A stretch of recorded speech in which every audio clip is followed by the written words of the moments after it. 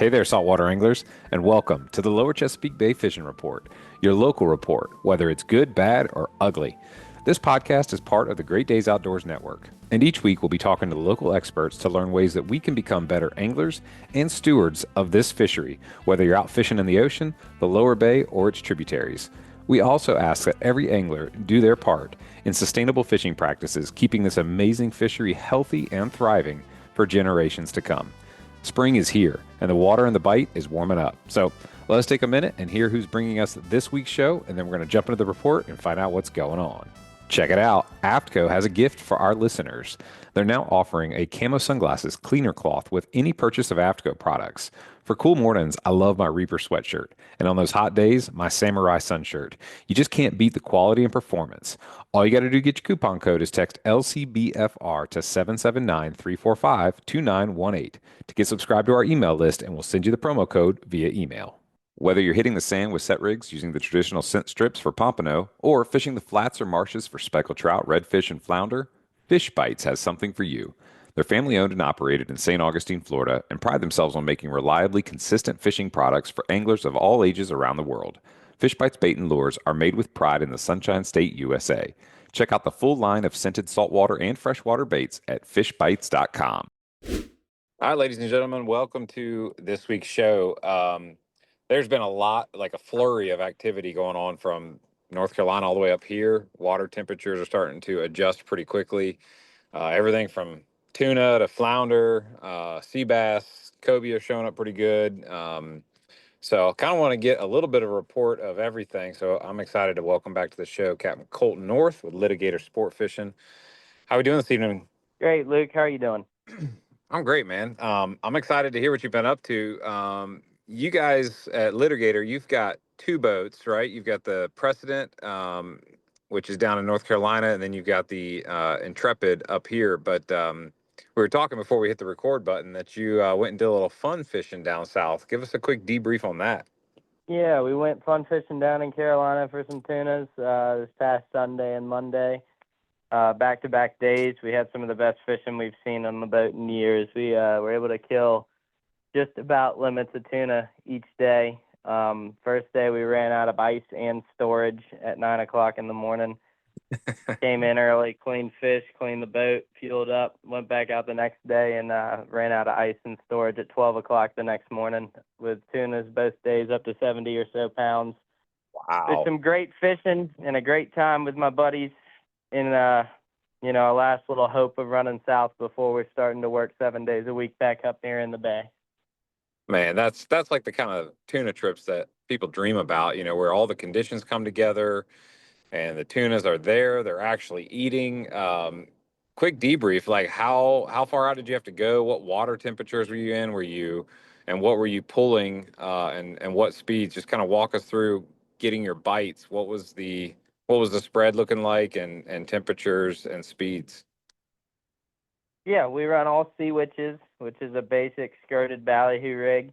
Ran 34 miles just about out of Oregon Inlet from the sea buoy, due east to the 650, 670 line, which is just your Loran location when fishing offshore. Fishing 72 to 73 degree water. Pretty simple basic spread, 8, 10, 12 sea witches out. Sometimes pull a planer rod, which is just like a planer you'd use for Spanish mackerel fishing, but much larger.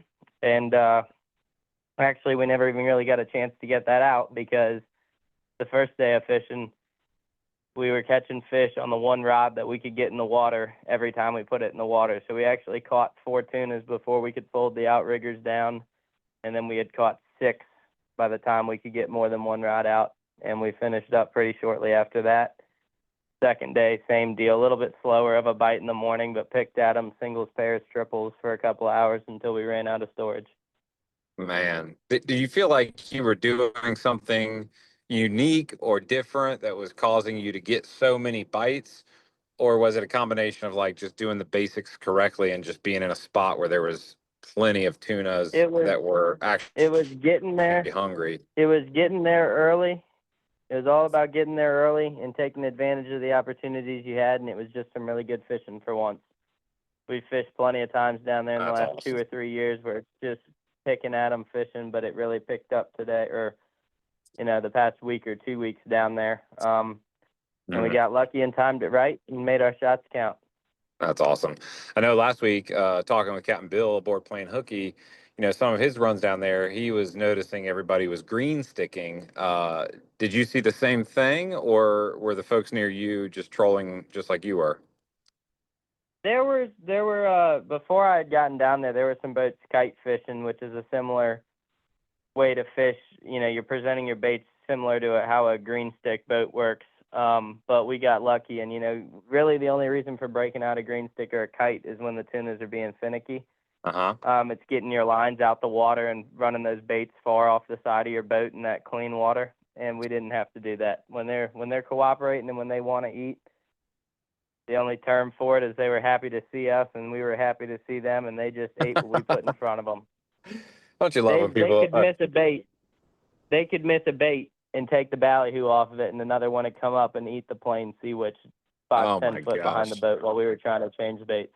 Those are the days that you dream of, and when you've had all those rough days that don't work well, it just makes a day like that that much sweeter. And trolling speed, what are you in, knots or miles an hour? How fast are you going? I'm in knots. I'm between 6 and 7 knots. It really depends on how much attention I'm paying and which way I'm going with the current or against the current. Got it. Sometimes action's so fast and the boat's getting pulled out of gear. We got a lot of drifter bites actually, which is a term we use when you're trolling. You hook up 1 or 2 fish, you take it out of gear so that you can get them in quick and make everything happen as fast as possible. And the baits that are still out are sinking. Still clipped into the riggers, and they're sinking down while the boat's in neutral. We actually caught probably 5 or 6 fish on the drift while fighting others. Oh, wow. So they were just fired up. I have a hard time believing speed. Yeah, I have a hard time believing speed plays too much of a factor. When they're there and they're hungry, they eat. Yeah. And the water you were in, was it blue-green water, blue water? What was the color like? It was beautiful blue water, 73 degrees. That's all you could ever ask for. Well, congrats on a successful fun trip. That's definitely a fun way to kind of slide into the real work season up here in the Bay. What have you guys been doing up here in the Bay? What can we look forward to? I know you guys have been advertising. You've got the kids camps coming up, and you've got some availability for both boats up here in the Bay. Tell us a little bit about what you've been catching up here and what we can look forward to up in the Bay. Yeah, so we started off the season doing some catch and release cobia. Only been out a couple times for them, but definitely seeing some. Been a little slower. The water temps just haven't gotten up in the bay. It seems like every time we get up in temperature, we get a couple days of rain or a couple days of a hard north or east wind, and it kind of cools things down again. So definitely not the strongest showing of cobia we've seen in years as far as early season goes, but we know they're here because myself and friends of mine are all catching them on bottom as well. So when they're chewing really good on bottom, and you're not seeing them up top, sometimes it has to do with water temperature, and we're just working through it and doing what we need to each day to try and put some fish in the boat and get some good photos, and looking forward to the 15th when we can start harvest them. But other than cobia, we've been doing some wreck fishing. The steep's heads are moving into the bay. They're all over the bridge tunnel, and they're all over some of these reefs and whatnot, so picking at them. And just yesterday, actually, I went on a flounder trip, just trying to scout out a few areas and see what we had to work with for some upcoming trips. And myself and 2 of the boys that work for me in the summertime that are mates on my boats, we just hopped on and went flounder fishing, ended up catching a 3-man limit up to 24.5 inches. So that was a great time. I'm actually about to go eat the rest of those tonight for dinner. That's awesome. Yeah, you mentioned you've got a big crowd over there at the North House, and you've got all kinds of stuff. People are probably really happy to know you right now. Oh yeah. Well, when you're fortunate and you're successful offshore, there's a lot of meat to go around. Besides everyone on the boat having plenty, I was the captain, so I ran the boat both days. Therefore, I got my share of meat both days, and I had enough meat to give away. I don't know, 10 or 12 people all got a fresh bag of yellowfin tuna caught the day before, and now I'm cooking up. Well, eating half of it as sashimi, the rest in sushi rolls, and some of it seared. So preparing it 3, 4, 5 different ways on top of a, 3 or I guess 3 times 4, because you get 4 fillets per flounder on top of 12 flounder sandwiches tonight. There's a hell of a lot of fish to go around. Oh man, I think everybody listening right now wishes that they were parking on your street and going to eat at your house tonight. That sounds absolutely delightful. If you could have your pick, like if you could only do yellowfin tuna one way for dinner, what are you choosing? Sashimi, straight Yep. off the fish, dipped in a little soy sauce and wasabi mix. Yep. That's my favorite as well too. There's a little Simple and trick. easy. Yeah, and you can a little trick you can do. I know Food Lion sells it. I think some other grocery stores have a different version of it. I know Walmart has it too. But you can buy the pre-made packs of sticky rice that you just toss in the microwave for 90 seconds. You kind of got to let it cool down a little bit. Then you just wet your fingers, and you can make those little thumb size nigiri rolls where you just uh, little spit of wasabi on the top of a piece of rice, and then your uh, tuna on top of that. Slide it through some soy, and it's delicious. But it kind of tastes the same as what you get at the sushi restaurants, but you can kind of do right there in your own home. So little pro tip for anybody that wants to make some Yep. nigiri rolls. Um, I'm curious. You said you did a pretty good hit of flounder, a 3-man limit. This time of the year, I know like all in the middle of the summer, flounder gets pretty good. Are you targeting them in the traditional way right now, or are you doing something different? I'd say it was pretty traditional. It was 3 guys, 3 rods, a couple of 1 to 2 ounce bucktails tipped with gulp. We did catch some bluefish, so we used some strip baits, and man, we just hit the bottom. We grinded through all the break-offs and the loss of gear, and I don't want to talk about how much money I lost in bucktails and, jigs on the double rigs we were using and the snags, but sometimes that's just what you got to do to put fish on the boat. So did a little experimenting, and, I wouldn't say we did anything special. We just kind of put our time in. We probably fished for 4 or 5 solid hours jigging and caught between 25 and 30 flounder. Wow. 11 of them were keepers. And the rest were short. So I guess we were just short of a 3-man limit, but it was good enough a day for me to call it a 3-man. Oh, absolutely. And I so, had gotten to my limit. Let's put it that way. yeah, there you go. It's not your fault if somebody didn't catch their limit. You put them in the right spot, it sounds like. Uh, so the double rig, that's the traditional where you've got one jig head down on the bottom, and then how far up do you come before you tie your loop and put your second jig? Yeah, I'd say about 12 to 14 inches. Nothing crazy. I mean, Okay. when you're catching them left and right and you're having fun with it, you just kind of tie something up quick. So when I'd break off, I just tie a quick double overhand dropper loop rig, 1 bucktail on the bottom, and a little hook or a jig head on top, both tipped with gulp. Okay, so you're not doing 2 2-ounce jigs. You're doing the 2-ounce jig on the bottom and then just kind of a lighter jig Yep. up on the top. Okay, got Yep. it. Just a little something up top. And are you kind of finding like you're right there at the end of a tide cycle where the current's not moving too bad, or were you like sneaking in behind structure where there really wasn't a whole lot of current?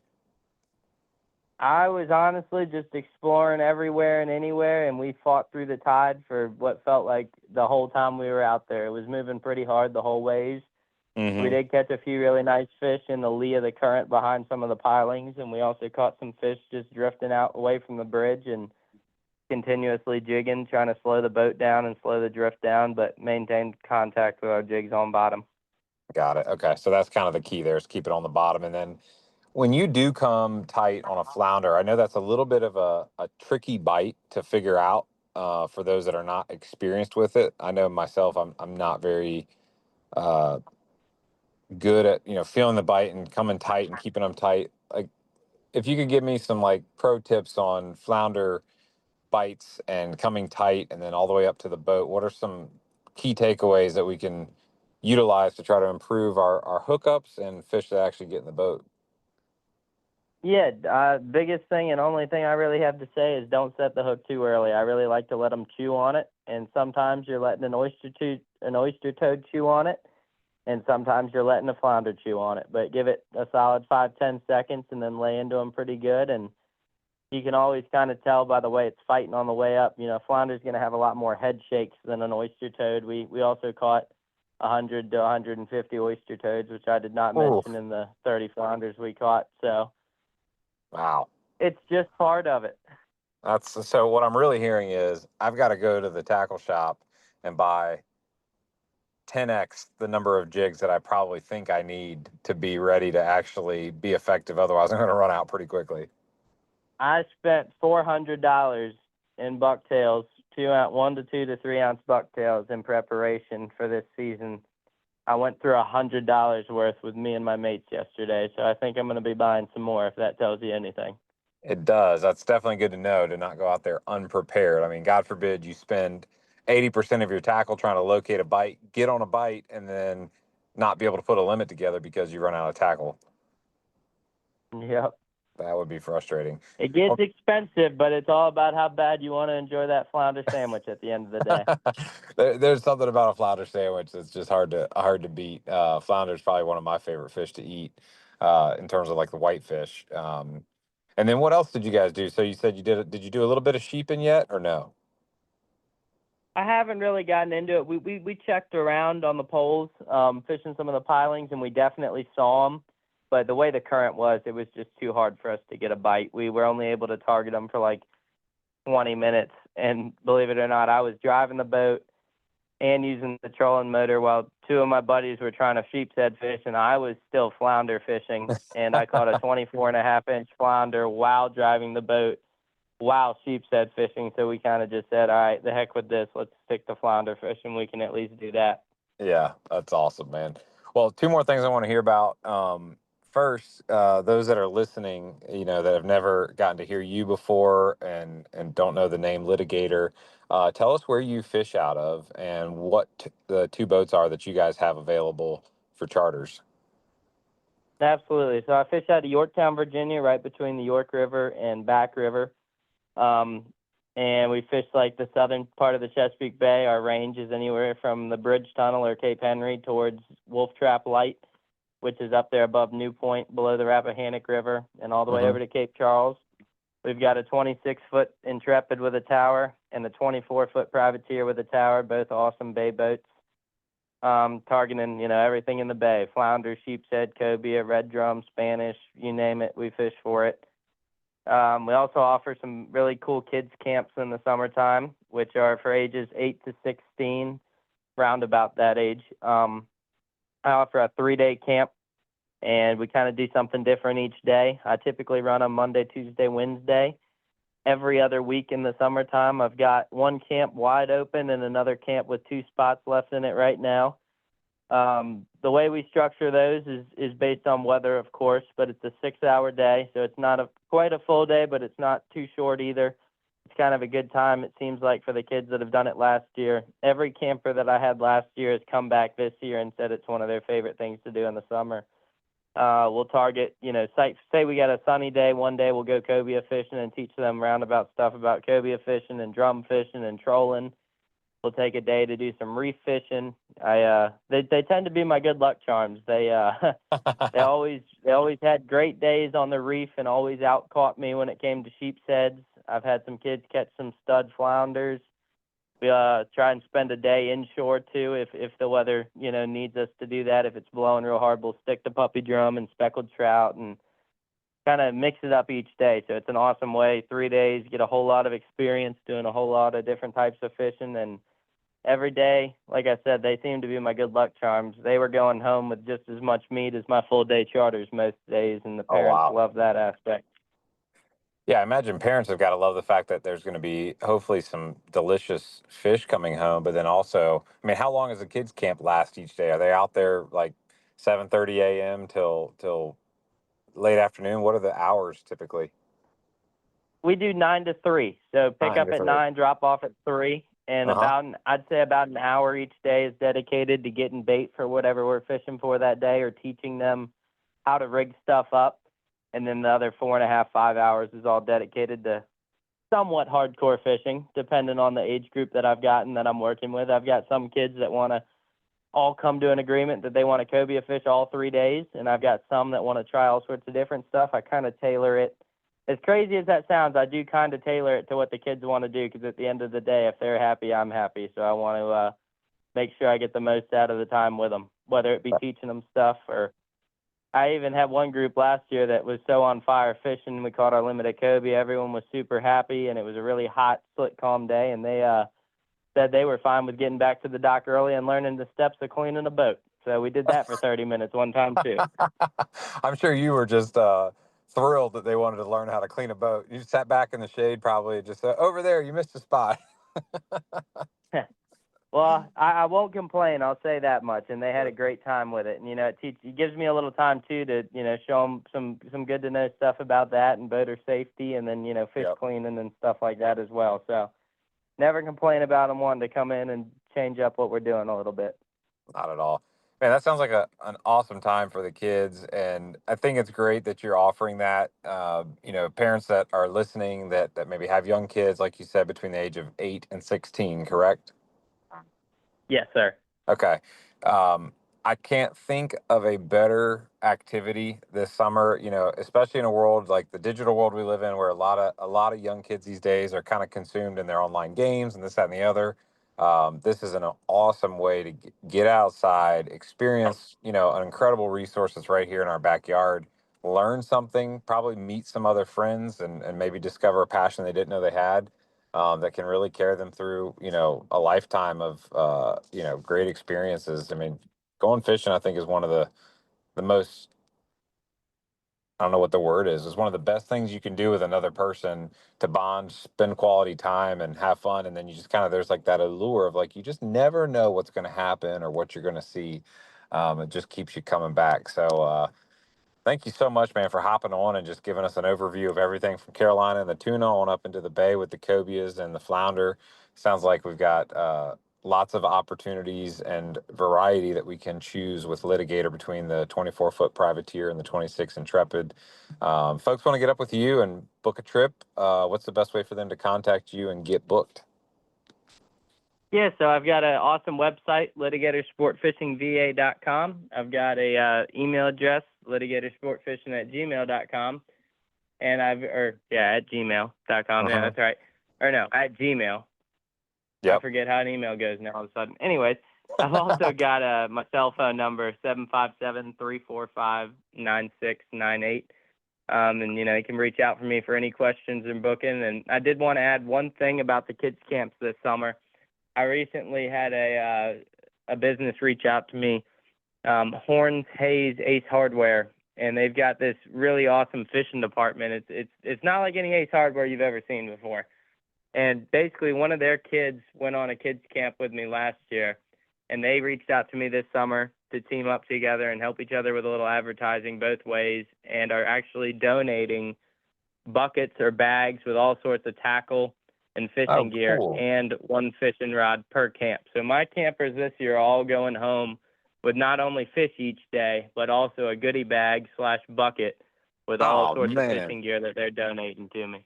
That's awesome. And what's the name of that business again that is donating all that stuff? Yeah, it's Horns Ace Hardware, HORNS Ace Hardware. It's like the Ace Hardware you see when you want to go get something from the hardware store.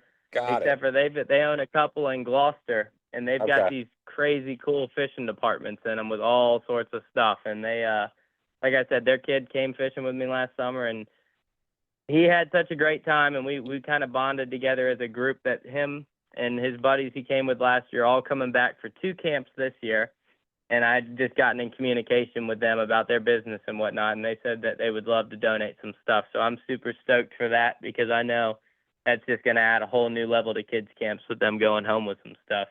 Oh yeah, absolutely. That's great to hear, and it's kind of like Taylor's Do It Center down here on Southside Virginia Beach. When you go to the one that's right by the marina, there's all kinds of stuff in there. There's bilge pumps and stainless steel department and all that jazz. So it's good to know that those local hardware stores are keeping stuff stocked for the fishermen, so that we've got another convenient option when we're going. So. Captain Colt, man, it was great to hear from you. Great report. Excited for the season ahead, and we'll look forward to chatting with you real soon for another report. Yes, sir, Luke. Can't wait to talk to you again soon. Absolutely, man. Folks, that's going to wrap up an awesome segment learning about what was going on with the yellowfin tuna down in Carolina, the flounder, the cobia, all the kids camp activity. I hope you guys grab a spot with Litigator if you've got kids. Book those kids camps. It's going to be limited availability, first come, first serve. Stick around for a word from our great sponsors that make this content free for you each week, and we'll be back with you real soon. Whether you're hitting the sand with set rigs using the traditional scent strips for pompano or fishing the flats or marshes for speckled trout, redfish, and flounder, Fish Bites has something for you. They're family owned and operated in St. Augustine, Florida, and pride themselves on making reliably consistent fishing products for anglers of all ages around the world. Fish Bites bait and lures are made with pride in the Sunshine State, USA. Check out the full line of scented saltwater and freshwater baits at fishbites.com. Upgrade your waterfront with Killer Doc's premium dock furniture, built to last a lifetime in marine conditions. Crafted from marine-grade aluminum with a protective anti-corrosion coating, it's tough enough to handle the elements while providing unmatched comfort. Featuring sunbrella cushions with fast-drying, removable covers, our furniture stays securely in place even in storms. Choose from cabanas, club chairs, love seats, tables, and more to create your perfect dockside retreat. Durability meets elegance at Killer Doc. Check out the full collection at killerdoc.com today. All right, y'all, welcome to this segment. I'm excited to talk to this captain because, well, for two reasons. We haven't gotten to connect in a while. We had a long winter.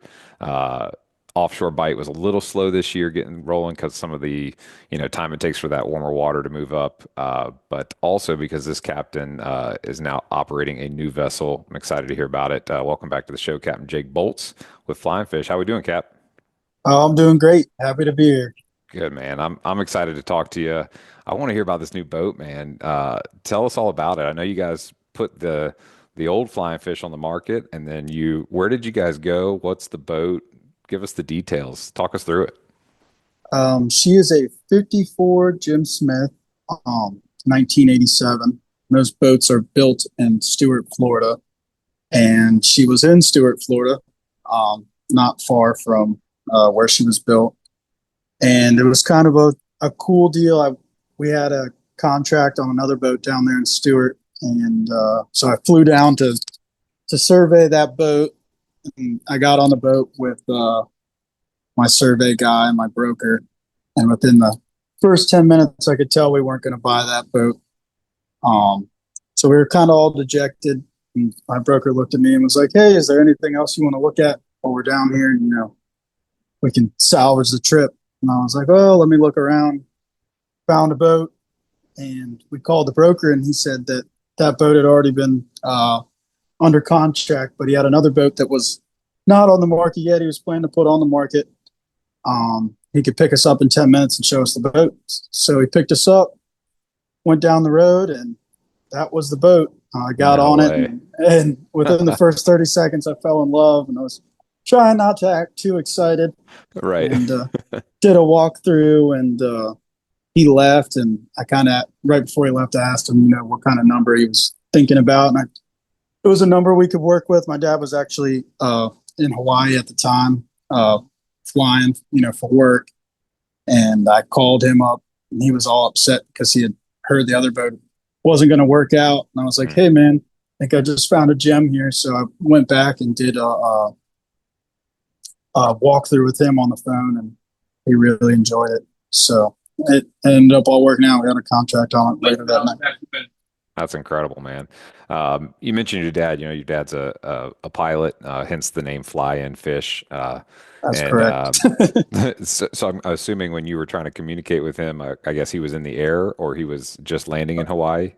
Oh, he had already been there, and he was on his layover. But when we first rejected that first boat, it was like 4:30 in the morning, and I kind of had to make a decision because I couldn't get in touch with him. He was still asleep. So me and the broker and my surveyor, we just decided to go ahead and cancel it. We didn't even want to haul the boat out. So he didn't know till he called me back an hour later. And like I said, he was all upset, and then found that other boat, and we had a contract on that one same day. So it all worked out. I got a lot of frequent flyer miles Yeah, going for sure. to and from Florida over the course of 2 months. That's got to be a cool experience, shopping for a boat of that caliber, almost like, shopping for a home. When you stepped onto the boat, you said you were in love with it with the first 30 seconds. What was one or two things that you saw that you were like, "Oh wow, this could be it." Well, the first thing was a mezzanine.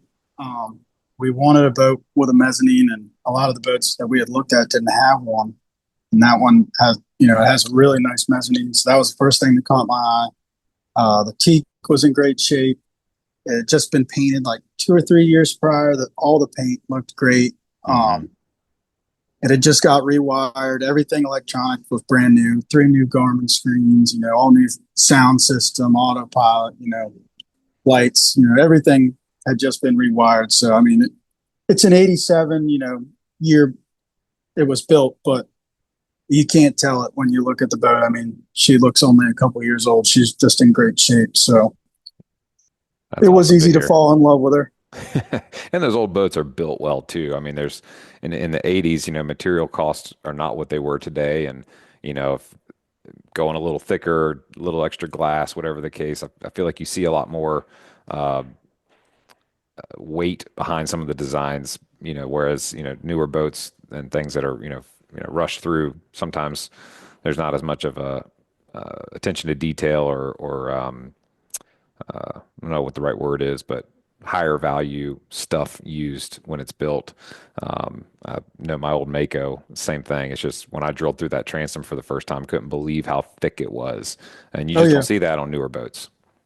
yeah. No, he told me the performance numbers, and our Cabo burns a lot of fuel, being a heavy, fiberglass boat, and the performance numbers on the Smith boat are just ridiculous for the size of the boat. I mean, when I'm cruising, I'm only burning 40 gallons an hour total. So when he Wow. told me that, that was another thing that Big selling point. really, yeah, put it over the edge, just because of the money we save on fuel per trip. Mm, I mean, I'm burning 15, 20 gallons an hour less at cruise on a 54-foot boat compared to a 43-foot boat. I mean, yeah. it's just crazy. Yeah. And not to confuse anybody listening, talk about saving money on fuel. That doesn't always equate to just like padding the margin. That makes it like just that much less of a pain in the pocketbook. Yeah, Because no, everything it's about a big boat is expensive, from the maintenance yeah, to the yeah, cleaning. exactly. Yeah. What you Um, get out of that fuel, you put back in somewhere else, just because right. there's so many systems and it's a wood boat and it needs constant upkeep. And yeah, the amount of money you save on fuel is nice, but it just goes to some other So project gets somewhere else. reinvested. Um, Redistributed. Yeah. yeah. So the boat's in Stuart, Florida, and I'm kind of just wanting to get the whole story here because we're going to get into some fishing here in a second. I'm assuming obviously you had to at some point fly down there and bring it back up. Did you guys take the intercoastal, or did you just come up the coast in the ocean? Yeah. So we went back down twice. We went down, and my dad came down that time, and we surveyed the boat, and everything went good. So we went back to Virginia, and then I had to wait for a week that I didn't have work, and flew down there and got there Monday morning, and we left Monday like midday. And the weather the first 2 days was terrible, so we did take the intercoastal the first 2 days. Um, we went from Stewart to Titusville the first day, but we didn't make it that far. I think it might have been 90 miles. And the second day, we took the intercoastal again, and we made it up to St. Augustine. And St. Augustine's a cool town. And we got to go out and have dinner, a couple drinks. It was nice. And then the weather turned for the better. So Wednesday, we left St. Augustine, ran the ocean to Charleston. And Aiden Graham, Yeah. he was Yeah. going to school there in Charleston. So he came down, picked us up. We went to another nice dinner, hung out, good time. And Thursday, the weather was favorable again, so we ran from Charleston to Morehead City on the outside in the ocean.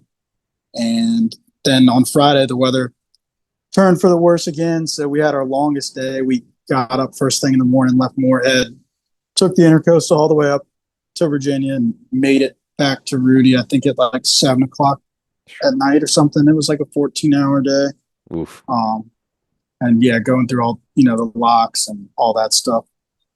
It was a long day, but we did it in 5 days, and it was a fun trip. and me and my dad and one of my neighbors came with us, and yeah, it was a fun experience. Got to know the boat some, and it was a safe trip, which is all that matters, I guess. Yeah, I was gonna say when you were talking about those 5 days, that to me would be a little bit, pins and needles of like, operating a new vessel, hoping and trusting all the systems, and the survey were all correct, that you're not gonna have any, issues. Because I mean, that's a big trek to be taking with a big boat, and any sort of failure or issue that requires a tow or a mechanic, could just be a real logistical nightmare. So thank God that everything went smooth and you got her up here and you got to be able to take her out fishing a few times. So talk us through that. You guys have done a couple of wreck trips. I've seen a couple of dock shots with some golden tile and some tuna and even a billfish bite. But before we get into the tuna and the billfish bite, talk us through the golden trip.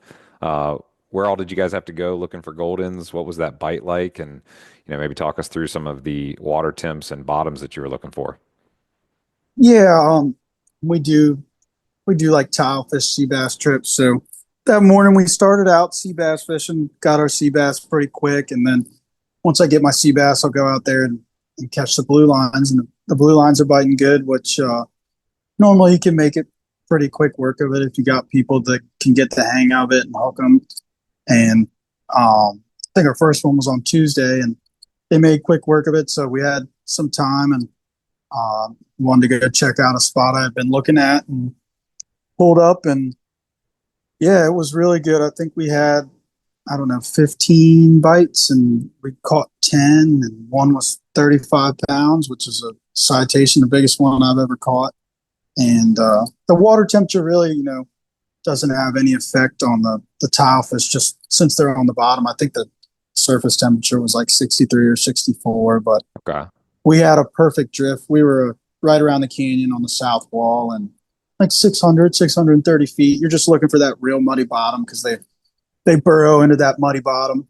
Mm-hmm. And it was a perfect drift. I think it was that day, it was from the east to the west, so it kind of just took us right down the edge of the canyon wall, and we were able to stay in the right depth range for a long period of time. And I actually went downstairs trying to give the guys a tutorial on how to hook one. I And they were dropped the already rod, hooked up. dropped the rod and cranked it over, and I said, yeah, you're going to look for this, blah, blah, blah. Then you push the lever up, and we're using electric reels. Yep. And as soon as I said that, I got a bite, and I pushed it up, and I hooked the fish, and I said, just like that, just do that every time. So I kind of knew it was going to be good at that point. Please tell me somebody had that on recording. That would have been amazing. I wish, because you can't call your shots like that. Yeah, couldn't have drawn that out any better. That reminds me of yesterday. I was coming back in from a sea bass trip with a good buddy of mine, and we're up in the tower, and we're like, yeah, maybe we should hop in the tower. That's why we were up there. Like once we hit the CH2CH, we'll hop up and look for cobias. And out of my mouth, I said to him, it's calm enough now. You could almost see one waking, and like you could count one Mississippi, two Mississippi. And I look over to the right, and I'm like, oh, there's two waking right there. I'm like, you just can't call those shots very often. So to be sometimes you look like you know what you're doing. It's always nice to at least look like you know what you're doing. Right. And then the rest of the time it's just called fishing. Yeah, exactly right. Man, so 30+ pound golden tile, that had to be awesome. I bet the guys were just surprised as all get out when they saw that thing come over the side. I was shocked. I mean, so we knew we had a good one. He'd gotten a bite, and I was like, all right, go ahead and get him. And he pushed the lever up, and the reel just kind of stalled out. It didn't really go anywhere for a second, and it started coming up and just pulling back and, stopping the reel. And I was like, all right, this might be a real one here. And it came up, and Bill stuck the gaff in and put it over the side. And I was like, all right, boys, that's a trophy there. That's awesome. I mean, looking at your dock shot with those fish, like the big one, the 30+ pounder up in the front, looks like it's like 4 times the size of the average golden tile on the dock. I mean, if you had to, what do you think the odds are of catching one that size? If you take 20 golden tile trips, how many times do you see one that size? Like I said, I'd never caught one that size, but so the first trip was on Tuesday, and we had another one of those trips on Thursday, and we did it again, and we happened to catch the same amount of fish. We caught 10, and one of them was a 32 pounder. So wow. I guess I was a little bit of a hot streak there, but like I said, I'd never caught any over 20 pounds before. I don't think. And that first day we had a 35 and a 26 pounder. So Man. it was good fishing and had a lot of bites. And it just helps when the drift's right. And Right. sometimes For the drift is the wrong way and you only get a couple minutes of drift. And sometimes they're just not biting. I mean, it's a fish that is affected by currents, and I think they get affected by the moon phase some. So you could be in the right place sometimes with the right drift, and they're just not going to bite. But I think we got turned on. Yeah. 2 days. We just got really lucky and had people that could figure out how to hook them, and it worked out. Yeah. And golden tile, from what I hear, and I've had it one time. I mean, it is one of the most delicious fish to eat. I mean, unbelievable it's flavor. very, very good to eat. Yeah. I mean, it has flavor. Like a lot of fish, you have to season it, but like a golden tile, like it has flavor. Like when you cook it, you can taste this is golden tile. yeah, I mean, a lot of people call it, the poor man's lobster, and from what they eat, it's hard for them, I would imagine, to taste bad. The ones that we caught last week were all spitting up red shrimp, crabs, and they do eat lobsters. So they just eat a diet like that. I guess it makes the meat taste good. I don't know how that works, but Yeah, I they guess eat, they you eat, are they what you eat eat. good for sure. That's cool. And in terms of like obviously you're talking about electric reels, so we're fishing in, like you said, 600 plus feet of water. What do golden tile like to eat? Like, what do you use for bait for those things? We were using strips of some of the bonito mackerel we had caught on the trip the day prior. We'll use, bigger chunks of squid, bluefish. We'll even catch a small blue line and cut the sides off a blue line and send that down for bait. They're not too picky, but that fresh bonito seemed to be The winner. key. Yeah. Yeah, I mean, bluefish, Spanish mackerel, anything cut bait, and you want to put a big chunk on there rather than if you're sea bass or blue line fishing, you're using smaller pieces. Right. That makes sense. And then, in terms of your sea bass, I mean, that's your atypical, what are you using? Chunks of little squid on a two Yeah, or just three? little cut pieces of any kind of fish we catch, bait fish we catch, or little pieces of squid. And one of your dock shots, I see some flounder, which I know is a way trickier bite. Like sea bass is like thunk, circle hook, you're hooked, good to go. You can catch 3 or 4 at a time on a dropper loop rig.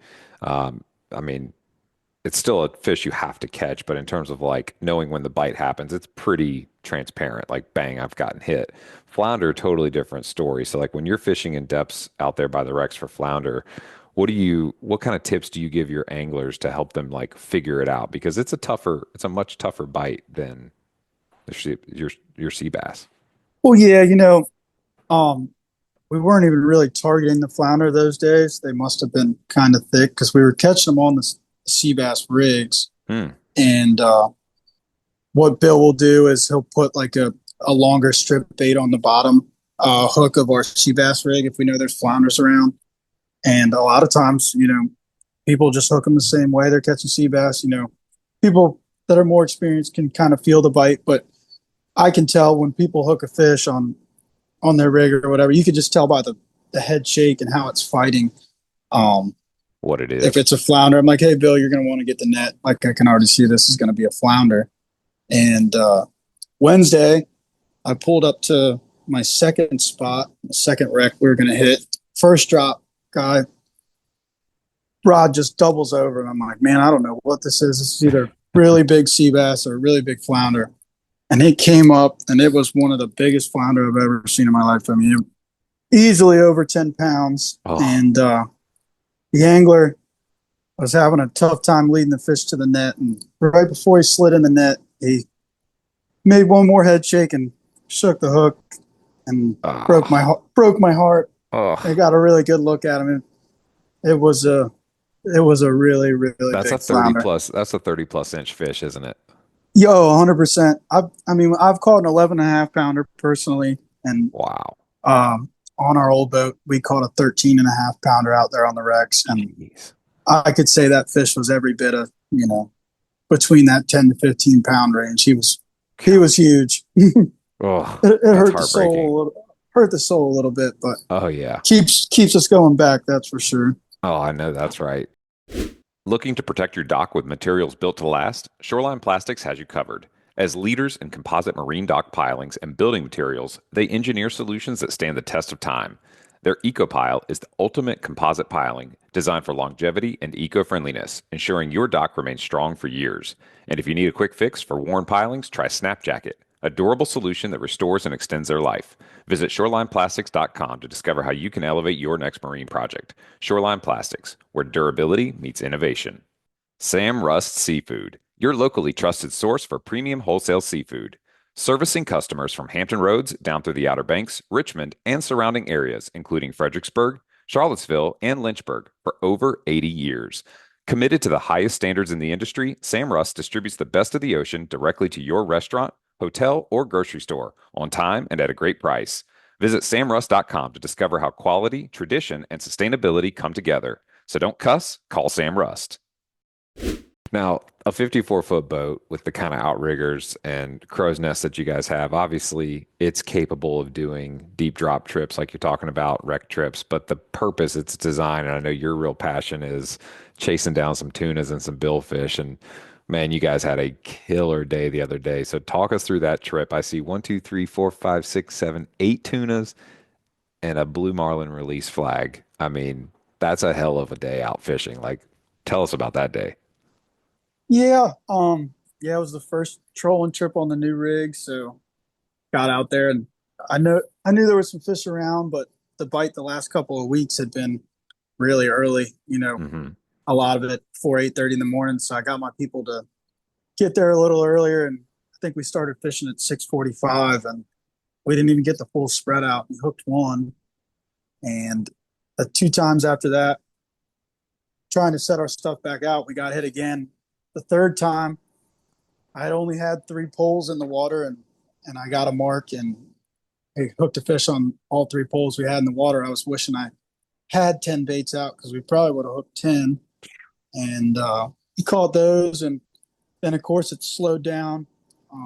Just that had been that way, and I think at like 10 o'clock again, I ran over a nice mark and we got lucky, and I think hooked 3 and caught 2. And then it was kind of dead there for a minute, and I was trolling along, and I saw my long shotgun bait, the rod tip, just a quick jerk, and I thought it was just a short bite from a tuna. So I went back there and started jigging the line off the reel, and the line ripped out of my hand and came tight. I was like, okay, cool, we got another tuna on. I looked back there, and a 300-pound Blue Marlin started jumping around. So I told everyone to grab a rod and reel everything in as fast as they could. Yeah. And luckily, we got everything up pretty quick. The charter I had was great. They got everything up, and I got the guy set up in the chair. And Dude. took us about 30 minutes or so to get it boat side. It was a cool fish. Put on a pretty good show, and then at the end, kind of got deep on us, and we just inched him up there and got him alongside. Got a couple decent pictures and video, and let him go, and swam off strong was the most important part. So Yeah, worked for out sure. perfectly. Especially animals that size. I know that's important to you guys in terms of like the way you handle them and get your pictures and whatnot. You're trying to take care of the anglers because they want to see it and they want to hang out with it, but you're also, highly aware of its mortality and making sure that it swims off strong. I'm curious, like the instinct you had to go jig that bait when you saw that rod tip bounce. I mean, that's such a small detail to pay attention to. Like, is that your typical go-to move when you see that happen for like thinking you're going to catch a tuna, or did you have the sense that there could be a billfish back there? I mean, I really wasn't thinking about a billfish at the time. Just I'd heard on the radio that some of the Oregon inlet boats had caught a couple. So in the back of my mind, I knew there was some around. But at that point, I was just thinking it was a tuna bite because there had been a lot of short bites and lazy bites from the tunas. So I was just figuring, it was just a short bite, jig it up, see if get them to come back, because a lot of times we can. And like I said, it took it out of my hand. I was like, okay, cool, we got a tuna on. And until it started coming up jumping, I was like, all right, yeah, it's a big Blue Marlin, a little different. And you guys, how many tunas have you already caught at this point? I think we had caught 7. Okay. And yeah, I looked down at the guys. I actually went down there and gave everyone a high five. I was like, man, people's first time fishing with me, and I think almost all of them was their first time doing an offshore trip. And I was like, you guys just got spoiled rotten on Oh this one. yeah. I don't care if we catch anything the rest of the day. You guys have had a great day. Yeah, it's like you almost have to explain to them like, hey, look, this is not normal. You know, a lot of people go out and chase a tuna bite and maybe get one or two, and they're grateful for that. To catch, you know, a total of eight and have a blue marlin bite is like you just won the, you know, the charter fishing lottery in terms of It, like pulling trips out of a hat. yeah, it always seems to happen like that too. My best trip last summer was the same deal. It was six people that had never been out in the ocean before, and I think we caught eight or nine tunas, a white marlin, and a 60-pound wahoo. So I told them, I was like, you might never want to come back because you're never going to see a day better than this. Exactly. And when a blue marlin hits, you know, I think we've talked about tuna before. Like you've got your trolling speed, you get the hit, like your drags are set to a certain, you know, pounds in order to just maintain pressure. You don't really want to slow the boat down too much. Talk me through when a blue marlin hits, like what do you do once you realize that it's a blue marlin? Do you do similar behaviors to tuna or do you do things differently? Kind of similar, other than the fact that when I get a tuna bite, I'll keep trolling along basically at the same speed for maybe another 30 seconds, trying to, get multiple bites at one time. As in, when I saw that blue marlin, I knocked the boat in neutral and had Mm, everyone starting to reel everything up as fast as possible. And I just kind of kicked it in and out of gear because I hooked it upstairs on the bridge. So until I could get someone in the chair and pass the rod down, I just kept the boat going forward enough to, keep it from getting slack in the line. And then once I got him in the chair and cranking, that's when, you stop and you start backing up towards them or, driving to them if you're really stretched out. yeah, man. I bet that was just an awesome experience for you to have like on your new boat, you know, one of your first trolling trips and to get all that knocked down and get to put all the equipment to the test. Like it's just got to be like a huge sigh of relief. Oh yeah. It's like, okay, this was the right decision. You know, we picked the right boat. It works. It catches fish, you know, because isn't there something to it too with the kind of hums of the motors? Like some boats are kind of known to raise fish and others not so much. And is that something you kind of hope to anticipate to work out well as well when you're looking at boats? Yeah. And the Smith boats are known for being uh, good for the billfish just because they don't put out a lot of prop wash. You can see everything in your spread back there. It's real clean. Mm. And, they say they're just a fish raiser. And the old captain and mate, when I was talking to them down in Florida, they were like, man, I don't know what it is about this boat and blue marlins, but this thing sucks them up. And I was like, yeah, I sure hope so. And First I trip. guess I guess that was a confirmation. I was just on cloud nine after getting the Uh, boat back. We put a lot of work getting it to where we wanted her to be with our own setups and getting set up our way, and it just felt good after months of work and to go out there and catch a bunch of fish and catch a blue marlin on your first trip on a new boat. I mean, you just couldn't write it yeah. up any better. No, that's a special moment. That's one of those days where you're riding back in and you just kind of like look up at the sky and you're just like, all right, you know, thank you. Yeah, That's a special day. I just couldn't keep a smile off my face all day, really. I mean, I was just happy with the tunas to begin with. I mean, I wasn't fishing 5 minutes before we caught a tuna. I was like, well, glad this thing can catch tunas. And then, yeah, the blue marlin to top it off. You couldn't take the smile off my face that afternoon. Oh, I mean, I got a smile on my face just listening to the story. I mean, that's just like, in terms of like people that work hard to prepare for something and hope to be successful at it, you know, and it to all come together like that and it be the first trip out is just like, you know, it's the stuff that like movies are made out of. But I'm excited for you guys, excited for the season ahead. I mean, it's such a killer boat. If folks are listening, you know, obviously go check out the Facebook page, Fly In Fish. You can also go to the webpage, flyinfishsportfishing.com.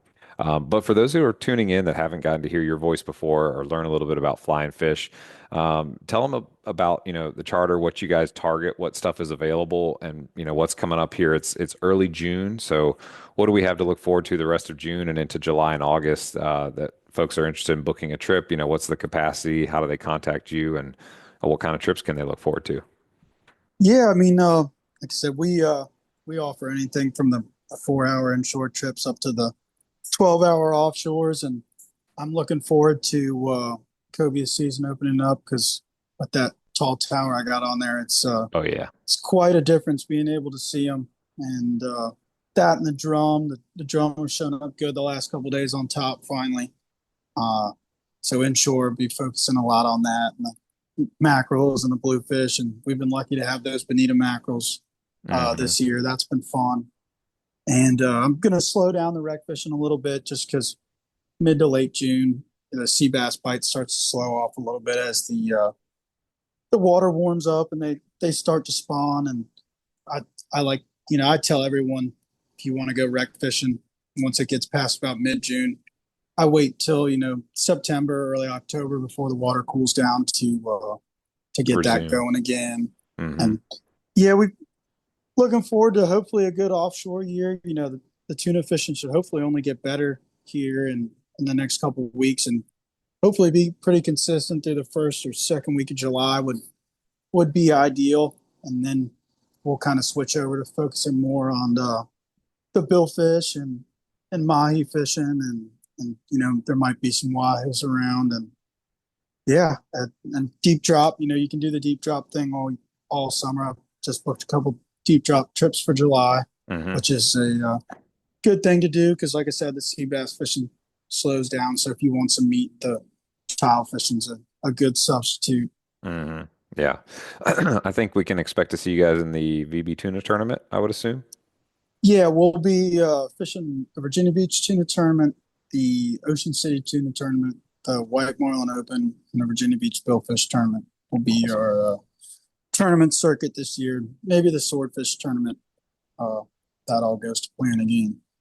Oh, that'll be exciting to watch you guys compete in those, and hopefully what those captain and mate said about it, sucking up some blue marlin and other fish will continue to hold true. I definitely think there's something to that. I got a good buddy down in Alabama, the host of the Alabama Saltwater Fishing Report, and his dad's got a boat called the Lady Ann, and same thing. It's just there's certain boats that are just known to raise fish, and I don't know if it's the harmonics or like you were talking about the clean prop wash, where certain rigs just do it better than others. But at any rate, there's definitely something to that. Yeah, I'm hoping I got that on my side now. Yeah, well, and it was cool that you got the opportunity to talk to the mate and the captain of the boat. I mean, there's a lot of value in that because otherwise it's just the boat broker and they've never fished it. They don't know. They were very helpful, and then I spent a day with the captain. Kind of going through the boat, figuring some things out. And I still have his phone number, and I've called him probably, I don't know, 10, 15 times asking him about certain questions and certain things. It's 54-foot boat. There's a lot of systems and things to figure out, and it'll take me years before I have this thing figured out. I'm trying to learn more every day. Yeah, there's definitely, you just hit the nail on the head of something that, knowing your boat inside and out, it takes time, and it's such a critical thing to know because systems fail, things break down, and knowing where to go looking to start your troubleshooting is key. And so knowing that thing inside and out, kind of being able to explode it in your mind and trace things out and understand where it is. It's a good thing you have that captain's number because he probably save you, hours and hours of like beating your head against the wall. Like, all right, this thing has to come out somewhere on the other end. Where is it? Go look under the couch to the left. You'll see a little shoebox. Pull it aside. There'll be a little door. Look in there. It's like, okay, got it. Yeah, and the custom boats are even more that way, just because it doesn't come off a mold. No two boats are the same, so you kind of got a one of a kind boat, and you don't know how they built it, and you just kind of got to figure things out. There's no manual to it or a company to really call to help you work through things. Yeah, I almost think of it like the old mythological How to Train Your Dragon. It's like the captain and the boat just become one at some point and start speaking the same language, and that only comes with years and years of being on the water together. Yep, I hope, like I said, I hope everything goes well with her, and she treats us right for a while. And I know I've put my heart and soul into it so far, and I'm going to keep doing that. She's a good boat. Hope to have her for many years to come. Awesome, man. Well, I'm excited for you. I'm sure our listeners are, and those that are listening that want to get out and experience this Jim Davis boat for firsthand and go take it fishing. What's the best way for them to contact you and book a trip? Yeah, call me at 757-769-9545, and I always love to talk to people first and, kind of get a feel for them and see where they're at and what they want to do and kind of decide a trip from there. So yeah, give me a call. Awesome. And they can also check out your website, flyandfishsportfishing.com, and definitely follow you on the socials. You guys are on Facebook and Facebook, Instagram, and then yeah, our website's a great tool. We have a page, just dedicated to the different trips we offer with a pretty detailed description. So if you don't know what you want to do, you can check out my website and check out the trips page and kind of go from there. perfect. Awesome. Well, thanks for being on the show, man. We appreciate it very much. All right, thank you. Awesome. Guys, that's going to wrap up a really cool segment learning about the new flying fish boat, its capabilities, and that exciting moment that a Blue Marlin connected on the first trip. Y'all stick around for a word from our sponsors, and we'll be back with you soon. The days of heading out and blindly looking for good fishing areas are pretty much over. Don't waste time and money on fuel searching for fish. What you need are the most recent, highest resolution images to not only know where to go, but where not to go. The knowledge provided by today's technology is critical when planning an offshore fishing trip. So make the choice that captains all up and down the East Coast make and choose Hilton's Real-Time Navigator. The easy-to-use interface and excellent customer service will have you on the fish every time you go. Check them out at hiltonsoffshore.com. Hooked on fishing? Then you're part of the local community that Long Bay Point Bait and Tackle cares about serving and giving back to, providing you with the right selection for each season's target species. They're your one-stop shop to gear up with the best bait, tackle, and insider tips to catch your next trophy fish. You can fuel up right out front on the water and then chat with the crew inside for hot tips on where they're biting. So swing by today. Long Bay Point Bait and Tackle, where your fishing adventures start and finish with your trophy catch on their scales.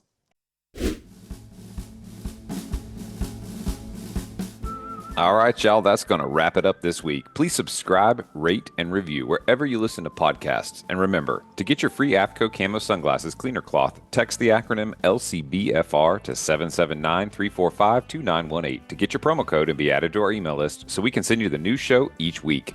You guys keep on whacking them and be safe out there.